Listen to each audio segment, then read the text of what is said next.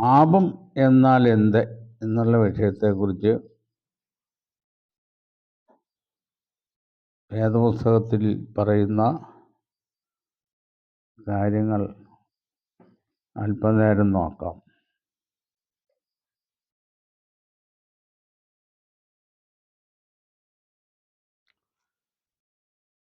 പാപം എന്നാൽ എന്ത്? സകല മനുഷ്യരെയും വിചാരം ഞാനൊരു പാപിയാണ്.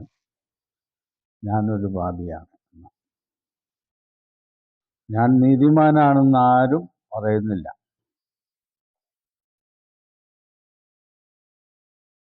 ഇപ്പോ പാപത്തിൻ്റെ ഫലമായി വരുന്ന ജീവിത ദോഷങ്ങളിൽ നിന്നും മോചനം നേടുവാൻ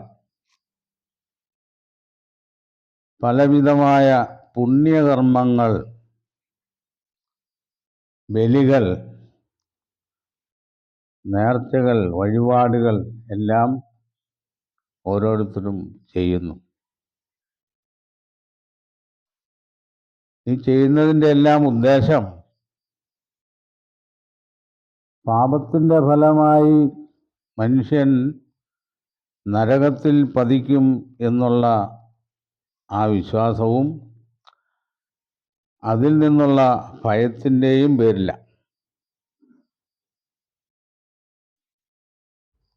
യഥാർത്ഥത്തിൽ പാപത്തിൻ്റെ ശിക്ഷ എന്താണെന്നും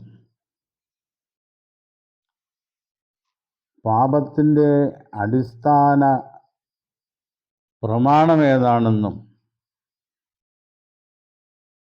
വ്യക്തമായ അറിവില്ലാത്തതിൻ്റെ പേരിലാണ് ഈ കർമ്മങ്ങളൊക്കെ ചെയ്യുന്നത്.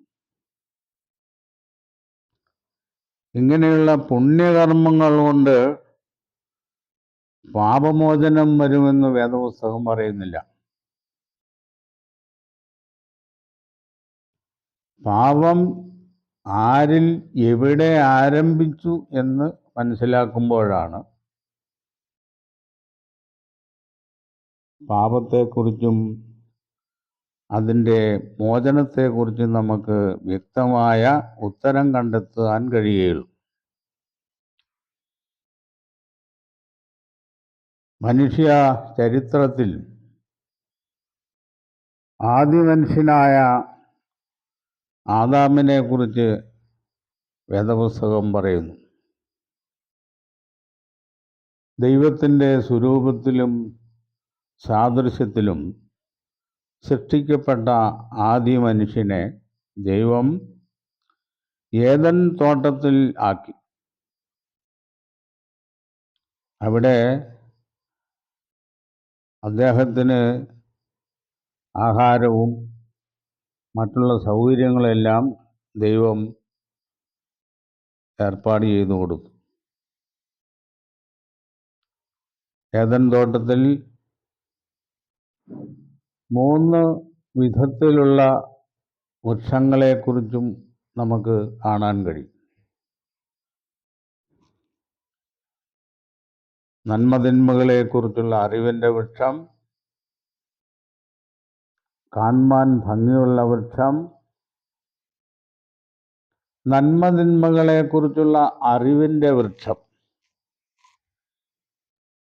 ഇങ്ങനെ 3 വിധ വൃക്ഷങ്ങളെക്കുറിച്ച് നമുക്ക് ഏദൻ തോട്ടത്തിൽ ഉണ്ടെന്ന് മനസ്സിലാക്കാൻ കഴിയും. ആദിമനുഷ്യനായ ആദാമിനോട് ദൈവം പറഞ്ഞു, നീ മരിക്കാതിരിക്കേണ്ടതിന് തോട്ടത്തിൻ്റെ നടുവിലുള്ള വൃക്ഷഫലം ഭക്ഷിക്കരുത്. അങ്ങനെയല്ലേ? ഭക്ഷിക്കുന്ന നാളിൽ നീ മരിക്കും എന്ന് ദൈവം ആദാമിനോട് കൽപ്പിച്ചു.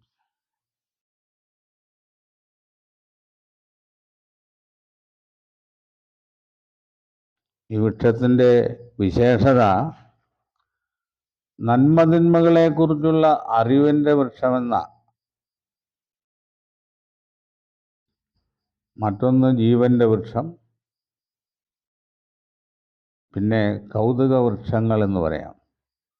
കാണുവാൻ നല്ല ഫലമുള്ളതും കാണുവാനും തിന്നാനും വളരെ ഫലമുള്ളതാണ്.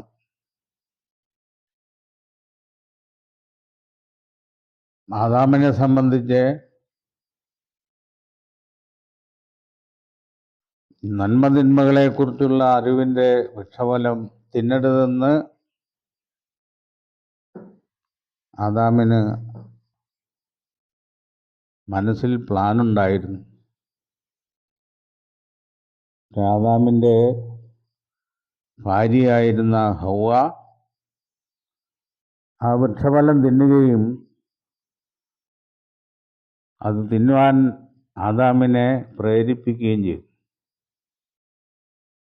അങ്ങനെ രണ്ടുപേരും മരണശിക്ഷയ്ക്ക് വിധിക്കപ്പെട്ടു. അപ്പോൾ യഥാർത്ഥത്തിൽ എന്താണ് പാപം? ദൈവം പറഞ്ഞ കൽപ്പന അനുസരിക്കാതിരുന്നു എന്നുള്ളതാണ് പാപം.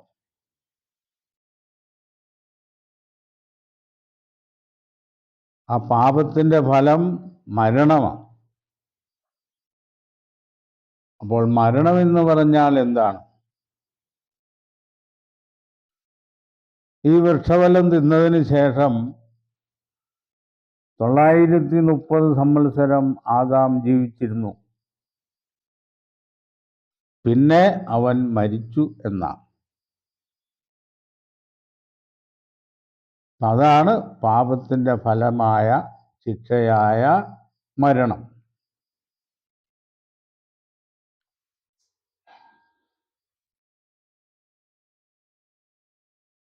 അപ്പം ഈ മരണത്തിൽ നിന്നും ആദാമിനെ മോചിപ്പിക്കുവാൻ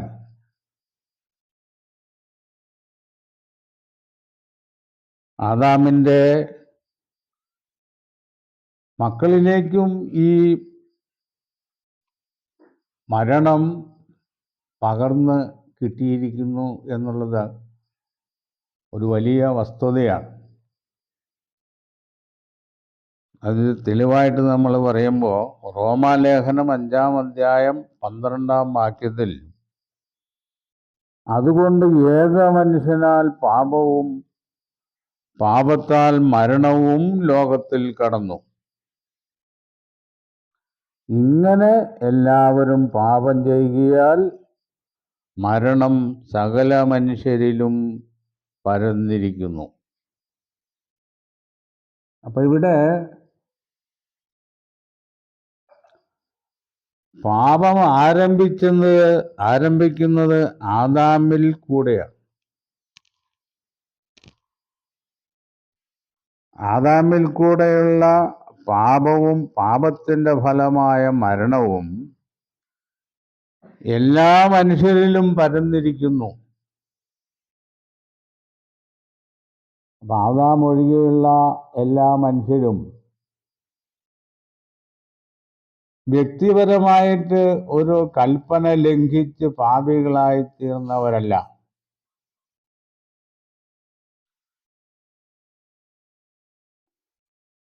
ഇപ്പം ദൈവം ഇവിടെ ചെയ്തിരിക്കുന്ന കാര്യം, ആദാം എന്ന് പറയുന്ന ഒറ്റ വ്യക്തിയിൽ കൂടെ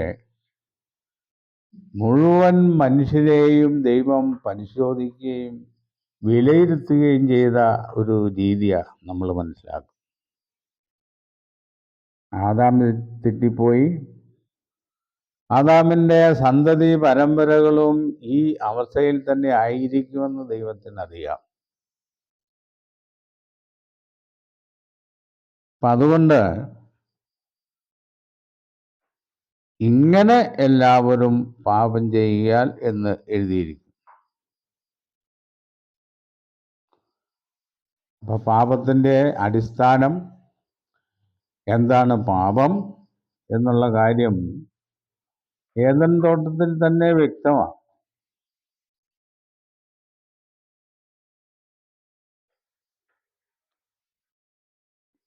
ഈ പാപത്തിൽ നിന്നും അതിൻ്റെ ഫലമായ മരണത്തിൽ നിന്നും മനുഷ്യനെ മോചിപ്പിക്കാനാണ് യേശുക്രിസ്തു രക്ഷകനായി വന്നത്.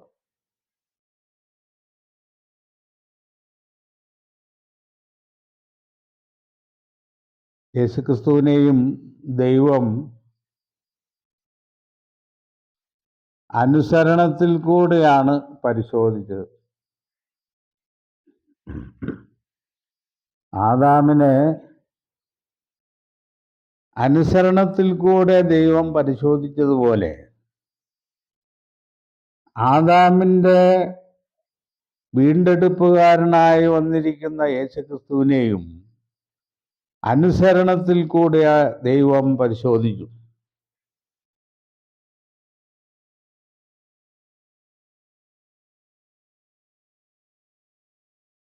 ആദാം അനുസരണക്കേട് ചെയ്തു, യേശുക്രിസ്തു അനുസരണം കാണിച്ചു. അപ്പം അതുകൊണ്ട് ആദാമിൻ്റെ ഒരു മധ്യസ്ഥനായി യേശുവിനെ വേദപുസ്തകം നമ്മുടെ മുമ്പിൽ അവതരിപ്പിക്കുന്നു.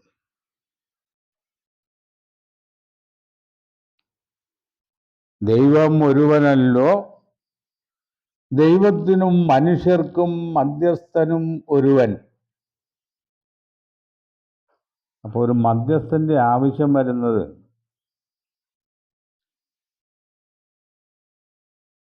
രണ്ട് വ്യക്തികൾ തമ്മിലുള്ള ഒരു പ്രശ്നമുണ്ടാകുമ്പോൾ അതിൻ്റെ ഇടയിലാണ് ഒരു മധ്യസ്ഥന്റെ ആവശ്യം. ഇവിടെ പിതാവായ ദൈവവും ആദാമും തമ്മിലുള്ള ആ ബന്ധത്തിന്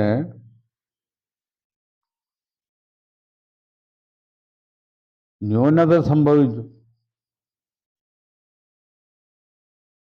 ദൈവം ആദാമിനെ മരണശിക്ഷയ്ക്ക് വിധിച്ചു. അതുകൊണ്ട് യേശുക്രിസ്തു ആദാമിനു വേണ്ടി മധ്യസ്ഥനായിട്ട് വന്ന് ദൈവത്തോട് ആവശ്യപ്പെടുകയാണ്. ആദാമിനെ ഈ മരണശിക്ഷാവിധിയിൽ നിന്നും മോചിപ്പിക്കണം എന്നാണ് യേശുക്രിസ്തു പിതാവിനോട് ആവശ്യപ്പെടുന്നത്.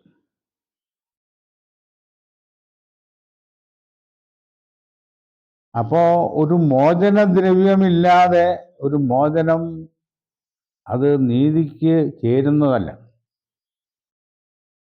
അപ്പോൾ പിതാവായ ദൈവം ഇവിടെ മോചനദ്രവ്യം ആവശ്യപ്പെടുക, ആദാമിനെ മോചിപ്പിക്കാൻ.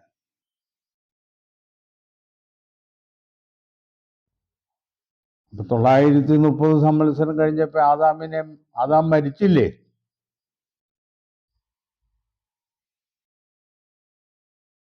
അപ്പൊ പിന്നെ ആദാമിനെ മോചിപ്പിക്കുക എന്ന് പറഞ്ഞാൽ അതിന്റെ അർത്ഥം എന്താ? ആദാമിനെ വീണ്ടും പർദീസയിലേക്ക് കൊണ്ടുവരിക എന്നുള്ളതാണ്. അതാണ് മോചനം. ആദാമിൻ്റെ ആ മരണം, ആ ശിക്ഷ നിത്യമായിരിക്കാതെ ആ മരണശിക്ഷാവിധിയിൽ നിന്ന് ആദാമിനെ വീണ്ടും ജീവനിലേക്ക് കൊണ്ടുവരണം എന്നുള്ളതാണ് കർത്താവിൻ്റെ ആവശ്യം. ഇത് പിതാവായ ദൈവം അംഗീകരിച്ചു. മാത്രമല്ല,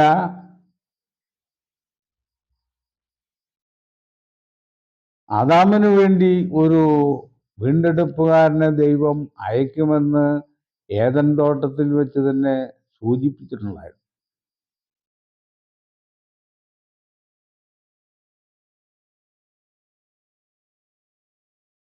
സ്ത്രീയുടെ സന്തതി സർപ്പത്തിൻ്റെ തല ചതയ്ക്കും എന്നാണ്. സ്ത്രീയുടെ സന്തതി സർപ്പത്തിൻ്റെ തല ചതയ്ക്കും.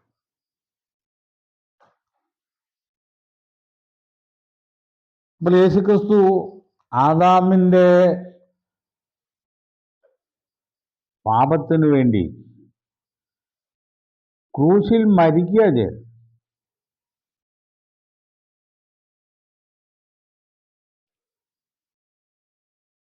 ഇന്ന് പലരും പാപത്തിന്റെ ശിക്ഷ നരകമാണെന്ന് പഠിപ്പിക്കുന്നുണ്ട്. പാപത്തിന്റെ ശിക്ഷ നരകമാണ്. പാപിയായ മനുഷ്യനെ കെടാത്ത തീയിലും ചാകാത്ത പുഴുവും ഉള്ള ഒരു സ്ഥലത്ത് ഇങ്ങനെ ദീർഘകാലം ഇട്ട് ദണ്ഡിപ്പിക്കുന്നു, പീഡിപ്പിക്കുന്നു.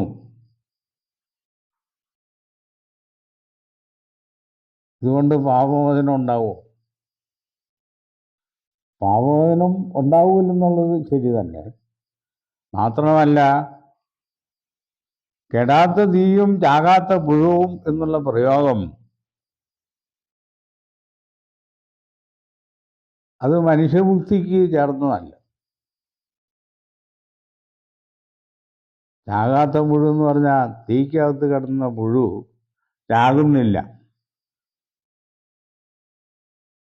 തീ കെടുന്നില്ലെന്ന് പറഞ്ഞാൽ എന്താ അതിൻ്റെ അർത്ഥം? തീക്ക് കത്താൻ വേണ്ടുന്ന എല്ലാ വസ്തുക്കളും തീക്കകത്തേക്ക് ഇട്ടുകൊണ്ടിരിക്കും എന്നുള്ളതാണ്. അപ്പൊ കെടാത്ത തീയും ചാകാത്ത പുഴുവും ഉള്ള ഒരു സ്ഥലം, അതിന് നരകമെന്നാണ് നിർവചനം. ആദാമിനെയും നരകത്തിലിടേണ്ടതാ. പക്ഷെ അന്ന് നരകം സൃഷ്ടിക്കപ്പെട്ടിട്ടില്ലായിരുന്നു എന്നുള്ളതാണ്. ഈ പുഴുക്കളൊക്കെ ഒരുപാട് ജനിക്കണ്ടേ?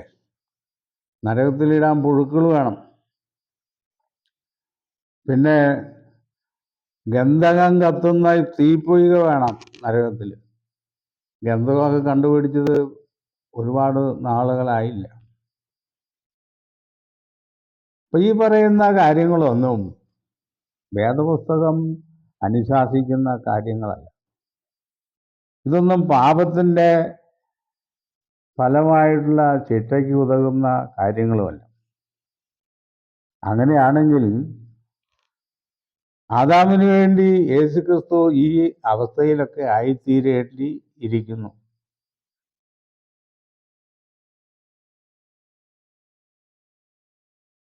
റോമാലേഖനം 6:23 പാപത്തിന്റെ ശമ്പളം മരണമത്രേ എന്ന. പാപത്തിന്റെ ശമ്പളം മരണമത്രേ. ഇപ്പൊ മനുഷ്യനെ മരണത്തിലേക്ക് നയിക്കുന്ന പാപം അത് ആദാമ്യ പാപമാണ്. ആ പാപത്തിന് പരിഹാരാർത്ഥം യേശുക്രിസ്തു കാൽവറി ക്രൂശിൽ യാഗമായി തീരുക ചെയ്തു.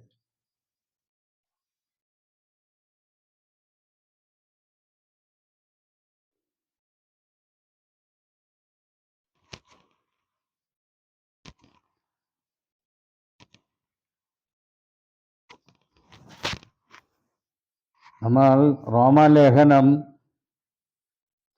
5-ാം അധ്യായം 16-ാം വാക്യം നോക്കുമ്പോൾ,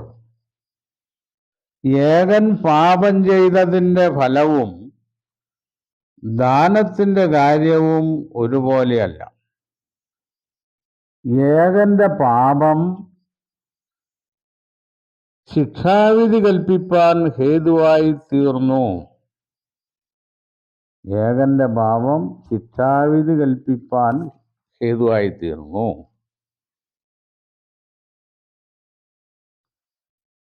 കൃപാവരമോ അനേക ലംഘനങ്ങളെ മോചിപ്പിക്കുന്ന നീതീകരണ വിധിക്ക് ഹേതുവായി തീർന്നു.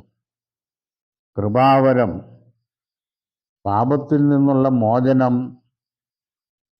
അത് യേശുക്രിസ്തുവിൽ കൂടെയാണ് സാധിക്കുന്നത്.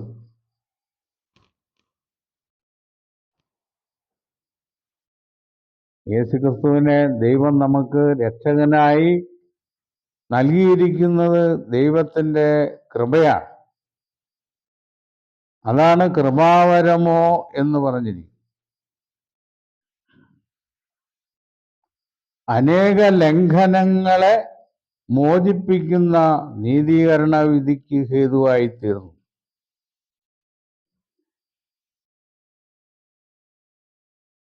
ഏകന്റെ ലംഘനത്താൽ മരണം ആ ഏകൻ നിമിത്തം വാണുവെങ്കിൽ കൃപയുടെയും നീതിദാനത്തിൻ്റെയും സമൃദ്ധി ലഭിക്കുന്നവർ യേശുക്രിസ്തു എന്ന ഏകൻ നിമിത്തം ഏറ്റവും അധികമായി ജീവനിൽ വാഴും.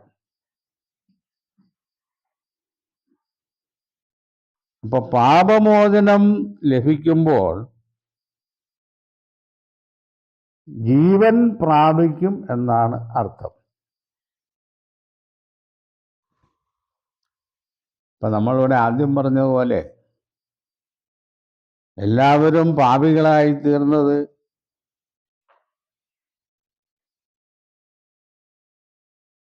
ആദാമ്യ ലംഘനത്തിന്റെ ഫലമായിട്ട്.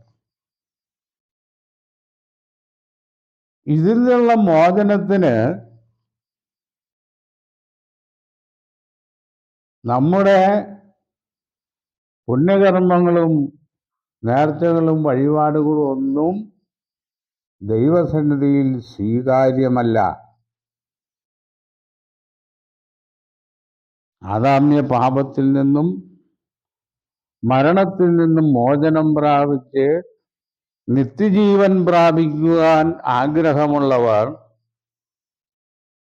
യേശുക്രിസ്തുവിൻ്റെ ബലിയിൽ വിശ്വസിക്കണം എന്നുള്ളതാണ്. അല്ലാതെയുള്ള യാതൊരു സൽക്കർമ്മങ്ങൾക്കും നമ്മളെ മരണത്തിൽ നിന്ന് മോചിപ്പിക്കുവാനോ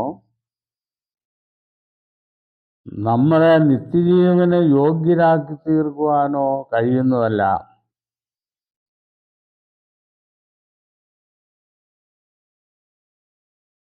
അപ്പോൾ ദൈവത്തിൻ്റെ ഉദ്ദേശം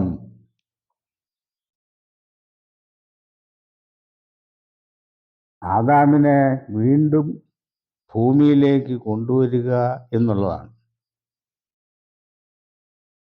ആദാമിനെ വീണ്ടും ഭൂമിയിലേക്ക് കൊണ്ടുവരുന്നത്, അതിനെ തുടർന്ന്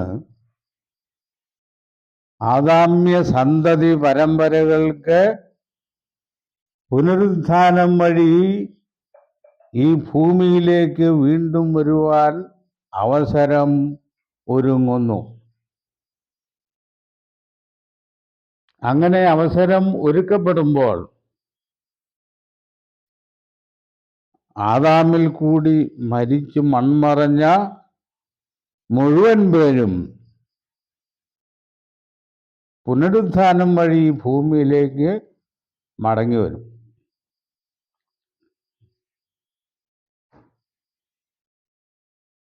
കല്ലറകളിലുള്ളവർ എല്ലാവരും അവൻ്റെ ശബ്ദം കേട്ട് നന്മ ചെയ്തവർ ജീവനായും തിന്മ ചെയ്തവർ ന്യായവിധിക്കായും പുനരുത്ഥാനം ചെയ്യുവാനുള്ള നാഴിക വരുന്നു. ഈ നാഴിക എന്നുള്ള സമയം കർത്താവിൻ്റെ രണ്ടാം വരവിലാണ്.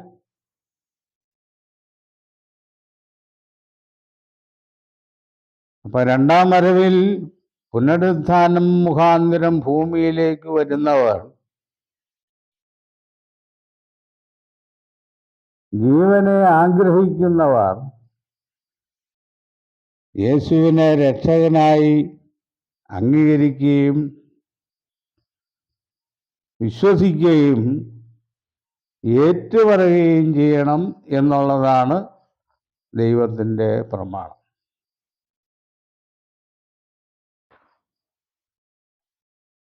ഇപ്പോൾ പാപത്തിൻ്റെ ശിക്ഷയാകുന്ന മരണം, അതിൽ നിന്ന് യേശുക്രിസ്തു വഴി മോചനം, ഇതിനുള്ള സമയം കർത്താവിൻ്റെ രണ്ടാം വരവിലാണ്.